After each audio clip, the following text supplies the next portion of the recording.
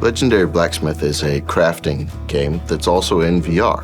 So instead of simply just figuring out how to craft things through some kind of a UI mechanism, you're having this hands-on experience. It allows players to choose what resources they want to work with, what item they want to work with, and what they want to do with it afterwards. You get to go into the world and make the weapons yourself with magical creatures and magical machines to help you out. We have a chicken, and you have to pluck feathers from the chicken to make arrows, but you pluck too many, he gets anxiety.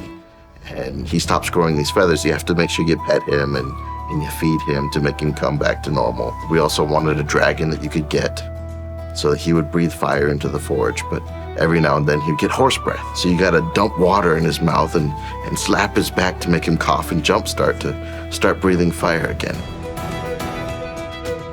We started with this blank area, and all we had was a 4x4 square with 4 logs. It looked kind of like a blacksmith station, but not even remotely what it is now.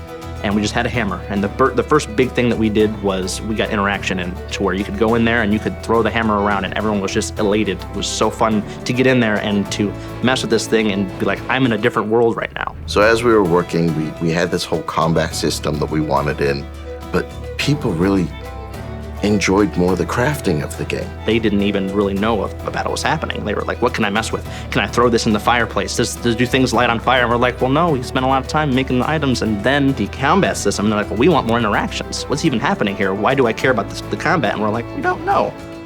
That's a good question. People were like, oh, there's people fighting? Oh, okay. Oh, this is fun. And then the next iteration was minimize combat, make it less of the main point. We actually pulled the guy that was working on the combat system off of that to help us make crafting even more fun. At the final presentation, we were all nervous, hoping nothing would go wrong. And after it finished, everyone was just in awe.